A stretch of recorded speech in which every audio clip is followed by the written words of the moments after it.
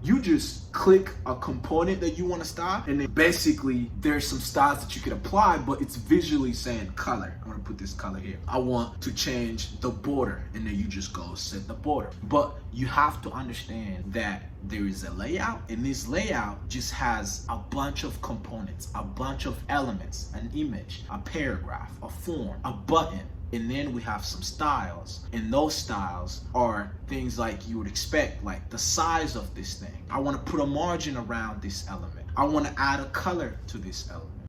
Welcome back to the second video about the front end of a full stack web application. The first video told you a little bit about what the front end of a full stack web application is. That is what our users interact with. The pictures, the videos, the text, the forms, the button. That is all on the front end. I also talked a little bit about what a client is. The client is the place where your front end is running. Today, I want to talk a little in depth to give you some context on what are the building blocks of the front end of a full stack web application. I gave you a little bit of homework for those of you that wanted to get a little bit into depth about researching a little bit about what do programmers, full stack web application developers who code, what do they use? What are these front end of the full stack web application built in? Behind the scenes, every and any front end of a web application that's in the browser are all laid out in this specific special language that the browser understands to lay out the front end of a full stack web application. This language is called HTML. That is the language that every web developer that builds the front end of full stack web application have to understand. This language, it's like a syntax that's actually built in English. For instance, when we want to say, I want a button here, literally, we just use a less than, a greater than, and in between we put the word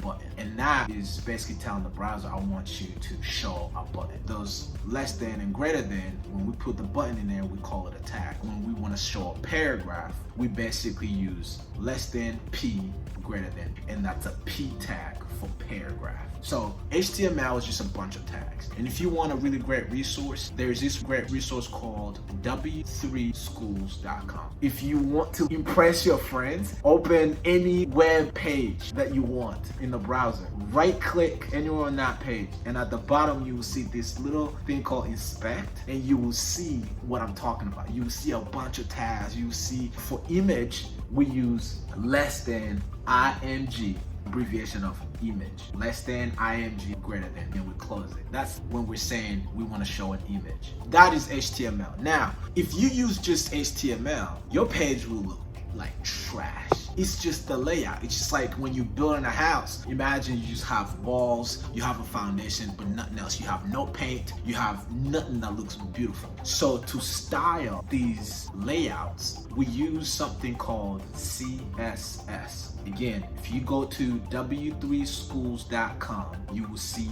a section where they're talking about CSS. CSS is basically a bunch of styling rules that we say, hey, I want this button. So we select a button and we say, I want this button to be red. Literally, we say this button, we want to give it a color of red. So when you understand that, we're showing the front end to the users. You understand that the front end of a full stack web application kind of has to look nice for the user. So we have to style it. And when we're using no code tools, you just click a component that you want to style, and then basically there's some styles that you can apply, but it's visually saying color. I'm gonna put this color here. I want to change the border, and then you just go set the border. But you have to understand that there is a layout, and this layout just has a bunch of components, a bunch of elements, an image, a paragraph, a form, a button, and then we have some styles, and those styles are things like you would expect, like the size of this thing. I want to put a margin around this element. I want to add a color to this element. So when we're talking about the front end of a full stack web application, we're really talking about the layout of the elements that are on the front end, but also their styles. How are they styled? How do they look? Again, for those of you that are more into, I want to understand everything. Behind the scenes, that layout is just HTML tags. Those styles, they're just CSS styling rules. Next time, I will talk about one last thing about the front end, and then we'll come back to the back end. And for homework, I want you to keep doing as much as you can to read into what is the back end of a full stack web application. And if you want to go extra, and I'll just drop this here, I want you to figure out, say for instance on Instagram or YouTube or whatever you use, when you see a place where you can put a comment, you click it and you see the little input just drops, and you type the comment and you hit submit or enter or whatever, and then instantly that comment gets placed maybe at the top or whatever, and your friends get notifications like, hey, somebody just commented on your post. Or think about when you like a picture or a video or something with that heart. Usually it's pretty much like an outline of a heart, but when you click it, it fills with red, and somebody gets a notification like, just got an extra like. How does that happen? I want you to think a little bit, do some research. Next time, I'll explain a little bit more about how that happens and what allows it to happen, and that's gonna be a really perfect segue for us to get into the back end. Deuces, I'll see you next time.